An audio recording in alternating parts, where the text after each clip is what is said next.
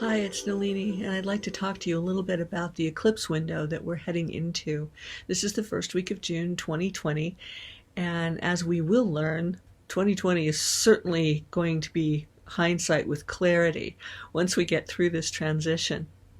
What happens with eclipses is that they obscure what's obvious to us, or the things that we see in the day to day that we think are the way reality works. Like, this is how it is. Oh, this is how my reality is. Well, an eclipse window obscures that. And we have 3 eclipses in a row: a total lunar eclipse or full moon lunar eclipse, and then a solar eclipse at the solstice, and then another lunar eclipse. This is beginning at the end of this week. So on June 5th, approximately, depending on where you are in the world, we have a lunar eclipse, and this is at 15 Sag. Now, Sagittarius, I don't go into the astrology much because there are so many people that are much better at it than I am. But this is all about our goals and our dreams and really being forthright. If you know any Sages, you know they don't pull punches, they tell you what they think. And this is the energy of this time. So we're about to be initiated into, and we're well in the window, because an eclipse is about a week or 10 days before and after the exact alignment.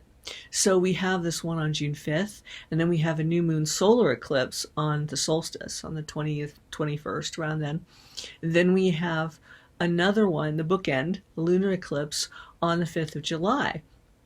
And this is like dropping 3 stones in succession into the pool of oneness, and they're going to make this incredible ripple pattern of energy.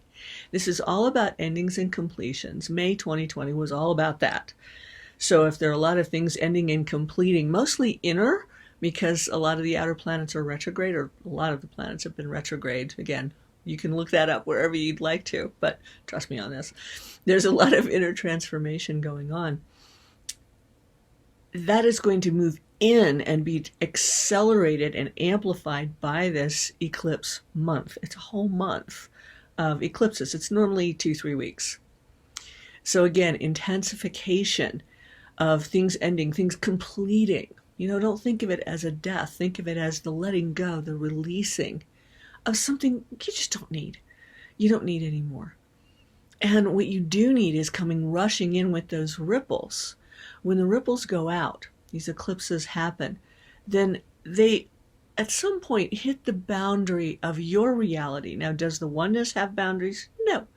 But your reality does, your experience of it. And then they bring back in the blessings, the fragments of light, the sparks, the fractals that are coming home, all of these things within you. So first, this Friday, actually, there is the beginning lunar eclipse.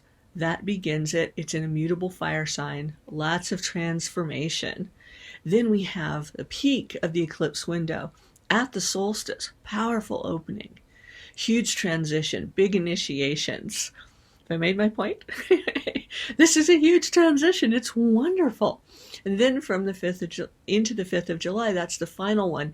It's not like a bookend that closes this, although it does close the eclipse window about 10 days after. This is an impetus that will move us through the equinox in September into the solstice in December, and is going to change everything. Now, it will take time, because things on this world take time. They unfold in a linear way. Some days that's kind of a bummer, and other times we really need that because we need the integration time. This is one of those times we need to form a new way of grounding and rooting. This can all feel very tumultuous and very ungrounded, and some of us are having a really, really tough time and feel like, we're losing our minds. You're not. You're losing the parts you don't need, and that can be really uncomfortable, but you'll be okay. You're going to be okay. You're going to get through this. And others of us are like feeling really uplifted, and sometimes it goes like this, day to day, moment to moment, hour to hour. That's normal for right now. That is what's going on. We need this unfoldment of integration to make it through this transition into and through what is called physical embodiment, full cellular enlightenment for some, into the ascension process. That is what we have wanted for lifetimes. Some of us, most of us. If you're watching this, probably you. So This is a wonderful time, but get ready for Mr. Toad's wild ride. Get ready for that roller coaster if you're not already in it, because these are going to be these big openings and then integrating at the same time, because one pebble after another into her infinite field that is creating new substructures, new infrastructures, under the bonnet, so to speak, hidden, that are coming up from within us, where we can root into this, find a new way of grounding. Whatever you think grounding is, you probably have been right, but this is new. Think of it as the expanding root systems that hold the surface world of the planet together. And from anywhere within those systems, you can access anywhere else if you understand how interconnection works, how the oneness works. So that is my wish for you, is that a growth and an expansion and an integration of that oneness comes to you through this window. And if there's a way that I can support it, I would be happy to. Namaste. Blessings.